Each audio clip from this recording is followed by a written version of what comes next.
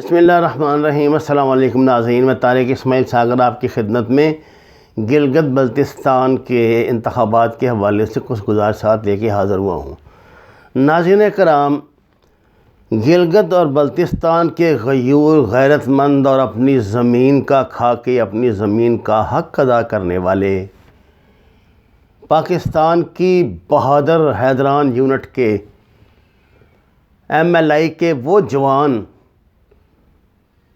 جنہوں نے پاکستان کے تحفظ میں، پاکستان کی سالمیت کو برقرار رکھنے میں اپنے جانوں کے نذرانے پیش کیے، ان سے کس بیوقوف نے امید لگا لی تھی کہ آپ اپنی زمین کو گالی دیں گے، اپنی فوج کو گالی دیں گے اور ان سے ووٹ لیں گے؟ آپ کے بیانیے کو انہوں نے آپ کے منہ پہ مار دیا۔ ابھی تک کی اطلاعات کے مطابق، اب یہ مستند اطلاعات ہے کیونکہ نہ وہاں کوئی لڑائی جھگڑا ہوا ہے، نہ کوئی فائر بندی ہوئی، نہ کوئی ٹھوں ٹھاں ہوا، نہ پتھراؤ کیا گیا، نہ کوئی گاڑیوں میں پتھر رکھ کے لایا تھا، نہ کوئی نوٹوں کے بیگ لایا تھا۔ نوٹوں کے بیگ استعمال ہوئے تھے اپنے جلسے کی رونق بڑھانے کے لیے۔ اندازہ تو آپ کو ہو گیا ہوگا محترمہ کہ جتنے لوگ آپ کے جلسے میں آئے تھے اتنے تو آپ کے اس سے تو چوتھا حصہ آپ کے ووٹ بھی نہیں نکلے وہاں سے۔ یہ امیر مقام قسم کے جو ٹھگ آپ نے اکٹھے کیے ہوئے ہیں، یہ آپ کیا سمجھتے ہیں آپ کے جانثار ہیں؟ استغفر اللہ، اس سے بڑی جہالت اور بیوقوفی اور کیا ہوگی؟ اگر آپ ایسے سوداگروں کو اپنا جانثار سمجھتی ہیں یا اپنا کوئی ہمدرد رہنما سمجھتی ہیں، ان کی اوقات ہے، ان کی قیمت ہے۔ جس دن کسی نے لگا، اگر زرداری صاحب پاکستان کے حکمران ہوتے تو آپ کو لگ پتہ جاتا۔ یہ جو آج بڑھ کے چڑ کرتے پھرتے ہیں نا، فوج کے خلاف بکتے ہیں آپ کے کہنے پر اور آپ کی خوشنودی حاصل کرنے کے لیے، یہ سارے ان کے ساتھ شامل ہوتے ہیں کیونکہ اس بندے کو نا بندے کی قیمت لگانی آتی ہے اور اس نے اپنا کام شروع کر دیا۔ میں نے سنا ہے کہ آزاد امیدواروں کو خریدنے کا سلسلہ انہوں نے زرداری صاحب نے شروع کر دیا، لیکن اس میں کامیاب نہیں ہوں گے کیونکہ یہ نہ پنجاب ہے، نہ سندھ ہے، نہ کوئی اور جگہ ہے۔ یہ سندھ میں یہ کام خاصا چل جاتا ہے، وہاں قیمت لگ جاتی ہے جلدی، یہاں بڑا مشکل ہے۔ یہ لوگ بڑے غیرت مند ہیں، مان لیجئے۔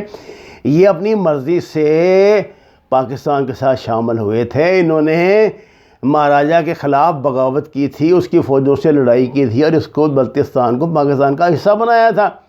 آپ کس چکر میں پڑ گئے ہیں؟ آپ کا بیانیہ فیل ہو چکا ہے اور آپ کا یہ بیانیہ پورے ملک میں فیل ہوگا۔ یہ تو آپ کی طبیعت ابھی صاف ہو جانی چاہیے، آپ کو عقل آ جانی چاہیے۔ میرا خیال ہے وہ جو ایک بات کہی جاتی ہے نا کہ بطخ کے بچے کو نا کوئی تیرنا نہیں سکھاتا، وہ پیدائشی پر لے کر ہی دنیا میں آتا ہے۔ یہ بلاول زرداری نے بہت عقل مندی کا مظاہرہ کیا۔ اس نے گجرانوالہ کے جلسے سے سبق سیکھا اور وہ ادھر پہنچ گیا، ادھر بلتستان میں۔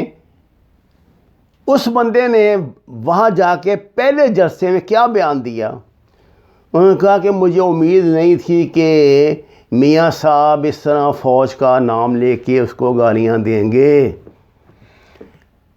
بلاول زرداری، تمہیں جو 5-10 سیٹیں وہاں ملی ہیں وہ صرف اس ایک بیان سے ملی ہیں، اس ایک بیان سے، اور اس وجہ سے ظاہر ہوا کہ تمہاری ماں نے تمہاری تربیت صحیح کی تھی، سیاسی تربیت صحیح کی تھی، والد والی تربیت کا مجھے ابھی نہیں پتہ۔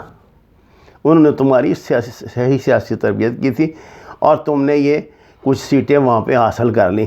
عین ممکن ہے کہ جوڑ توڑ کر کے تمہارے والد صاحب وہاں تمہاری حکومت بھی چھوٹی موٹی بنوا دیں، لیکن ممکن نہیں ایسا کیونکہ بہت زیادہ اکثریت میں جو ہے وہ اس تحریک انصاف نے وہاں سے ووٹ حاصل کیے ہیں۔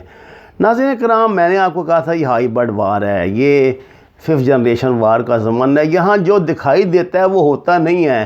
ہمیں اب آپ کو یقین ہو جانا چاہیے، اس الیکشن کے نتائج سے تو آپ کو یقین ہو جانا چاہیے کہ ایسی بات ہی ہے۔ اب ہم اس کو کس طرح لیتے ہیں، جو مرضی آپ اس کی توجیہ کرتے رہیں، لیکن یہ بات ثابت ہو گئی کہ پاکستان کی سالمیت کو گالی دینے والے فوجی افسروں کا نام لے کے ان کو گالیاں دینے والوں کا بیانیہ یا رونق میلہ ادھر گجرانوالہ میں تو لگ سکتا ہے، سینٹرل پنجاب میں تو لگ سکتا ہے، وہاں غیرت مند لوگ ہیں وہاں نہیں لگتا اور ان کو جلدی ورگلایا بھی نہیں جا سکتا۔ ان کی بڑی سیاست، گو کہ ان پڑھ ہیں، گو کہ یہ بڑے لیکن جفا کش لوگ ہیں، یہ بھوکے رہ لیتے ہیں لیکن اپنی غیرت کا سودا نہیں کرتے۔ آپ کو شاید ناظرین کرام اس بات کا علم نہ ہو، اس وقت پوری دنیا میں جتنی پاکستان دشمن انٹیلیجنس ایجنسیاں ہیں ان کا یہ ہب بن چکا ہے یہ گلگت بلتستان۔ یہاں سے درجنوں لوگ گرفتار ہو چکے ہیں جو یہاں پہ تباہ کاری کے انہوں نے منصوبے بنائے تھے، انڈیا نے راہ نے جو پینیٹریشن کی تھی، کئی لوگ گرفتار ہو کے پابند سلاسل ہو چکے ہیں، کئیوں کے کیس چل رہے ہیں، کئیوں کو بھی گرفتار کیا جا رہا ہے۔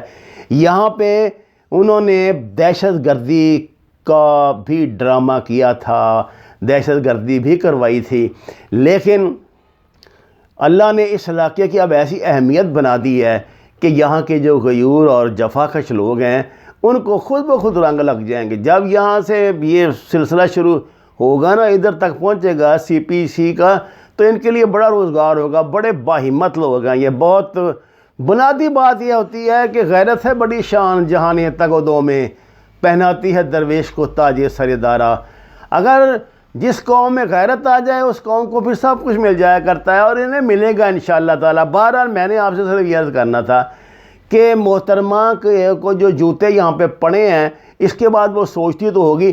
اب میں تو یہ امید کر رہا تھا کہ ابھی تک ان کے وہ جو بھونپوں ہیں وہ 2-4 بیان دیں گے کہ جی ہمارے ساتھ فلاں زیادتی ہوئی، وہاں سے بیلٹ پیپر اٹھا کے لے گئے، جیلی چھاپے ہوئے تھے، ڈبوں میں پہلے بھرے ہوئے تھے، جو ان کا ایک ہوتی ہے انہوں نے ٹیپ رکھی ہوئی۔ لیکن میرا خیال ہے ایسا نہیں کر سکتے، کیونکہ اس کا موقع نہیں دیا۔ فوج کو نہ انہوں نے اندر رکھا وہاں پہ، نہ باہر رکھا، بہت دور رکھا، صرف مقامی پولیس اور جو مقامی وہاں پہ یہ ہوتی ہیں پیرالل ایجنسی، اس نے سومالی کمانڈ، وہ لوگ ہی نہیں لڑنا چاہتے تھے، وہ بڑے سمجھدار لوگ ہیں، ان کو پتہ تھا ذرا سی ہنگامہ رائی ہوئی تو یہ فائدہ اٹھائیں گے، غدار جو ہیں یہ فائدہ اٹھائیں گے۔ انہوں نے ایسا نہیں کیا، اور اب اس بات کا احساس ان لوگوں کو ہو جانا چاہیے جو اپنے سمجھتے ہیں کہ اپنی ماں کو گالی دے کے وہ کوئی تغمہ اپنے سینے پہ سجا لیں گے۔ وَمَا عَلَيْنَا إِلَّا الْبَلَاغُ الْمُبِينُ۔ ناظرین کرام، قرآن اور نماز کو ترجمے کے ساتھ جانیے۔ درخواست ہے ہمارے چینل کو سبسکرائب کریں، لائکس دیں اور سچ کے سفر میں ہمارا ساتھ دیں۔ آپ کا بہت شکریہ۔